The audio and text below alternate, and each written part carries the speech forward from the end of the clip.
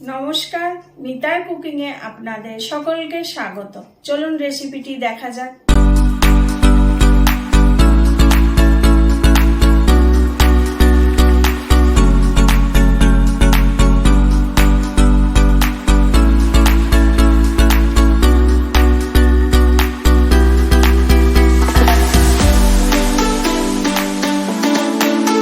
চলে এসেছি বাইরের রান্নাঘরে।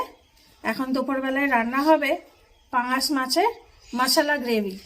তাই এখানে 1 কিলো পাঙ্গাস মাছ আছে, আমি কেটে ধুয়ে নিয়েছি। পাঙ্গাস মাছের মশলা গ্রেভি করতে যা যা লাগবে আপনাদের দেখাচ্ছি।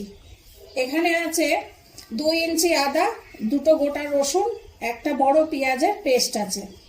এখানে বড় একটা টমেটো কুচি আছে, কিছুটা ধনেপাতা আছে, আর 3টে কাঁচা লঙ্কা আছে। সর্ষের তেল আছে, এখানে লবণ আছে। এবার গুঁড়ো মশলার মধ্যে যা লাগবে, এখানে আছে 1/2 চামচ গোটা জিরে, 1/2 চামচ কালার লঙ্কা, 1/2 চামচ ধনিয়া গুঁড়ো, 1/2 চামচ জিরে গুঁড়ো, 1 চামচ হলুদ গুঁড়ো, এখানে আছে বড় 1 চামচের ঝাল লঙ্কার গুঁড়ো, আছে 1 চামচ ভাজা জিরে। প্রথমে আমি মাছে লবণ আর হলুদ মাখিয়ে নেব।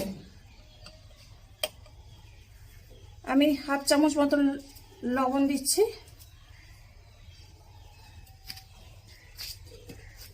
1/2 চামচেরও কম আমি একটু হলুদ গুঁড়ো দিচ্ছি। এবার মাছটাকে আমি ভালো করে মাখিয়ে নেব। হয়ে গেছে আমার মাখানো, এটা আমি এখন 10 মিনিট রেখে দেব। কড়াই গরম আছে, তেল দিয়ে দিলাম। মাছ ভাজার জন্য একটু বেশি তেল দিচ্ছি। তেল গরম হয়ে গেছে, এবার আমি একটা একটা করে মাছ দিয়ে দেবো। মাছ যখন দেবেন একটু সাবধানে দেবেন, একটা মাছের সাথে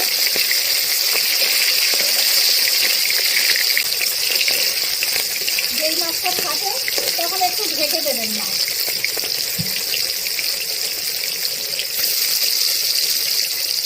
আমি একটু ঢেকে দিলাম। এবার খুলে দেখুন,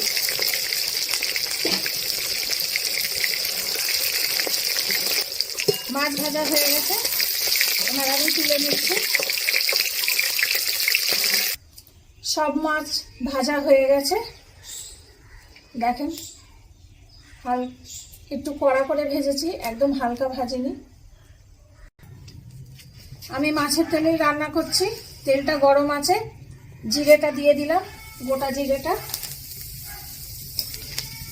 গোটা জিরেটা হালকা একটু ভাজা হয়ে গেছে। এবার আমি টমেটো দিয়ে দেবো।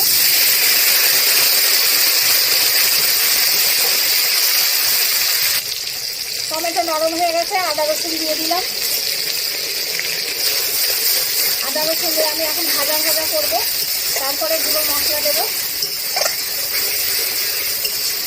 আদা রসুন দিয়ে আমার একটু ভাজা করা হয়ে গেছে, কাঁচা গন্ধ চলে গেছে। এবার গুঁড়ো মশলা দিয়ে দেবো। ধনিয়া গুঁড়ো, জিরে গুঁড়ো দিয়ে দিলাম, কাশ্মীরি লঙ্কার গুঁড়ো দিলাম, ঝাল লঙ্কার গুঁড়ো দিয়ে দিলাম, হলুদ দিয়ে দিলাম। এই সময় আমি লবণও দিয়ে দেবো, 1 চামচ মতো লবণ দিলাম। দিয়ে ভালো করে নেড়ে নেব। আমি অল্প জল দিচ্ছি, দিয়ে মশলাটা ভালো করে কষে নেব, তারপর আপনাদের দেখাচ্ছি।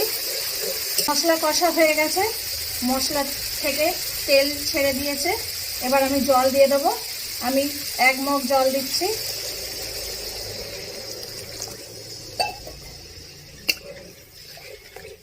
আপনারা যেরকম ঝোল খাবেন সেই হিসাবে দেবেন। ঝোল ফুটে উঠলে আমি মাছ দিয়ে দেব। ঝোল ফুটে উঠেছে, এবার আমি মাছ দিয়ে দিচ্ছি।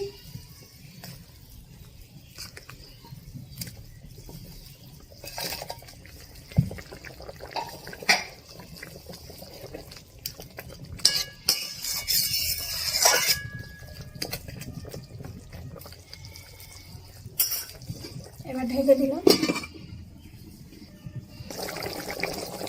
মাছ ফুটে উঠেছে, ভাজা জিরে দিয়ে দিলাম, আর গোটা লঙ্কা আছে সেটা দিয়ে দিলাম। দিয়ে আমি একটু ঢেকে দেবো 5 মিনিট। নামানোর আগে আগে আমি ধনে পাতা দেব।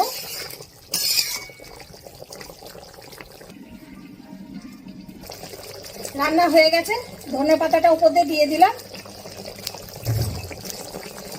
এবার হয়ে গেছে তরকারি, আমি নামিয়ে দিচ্ছি।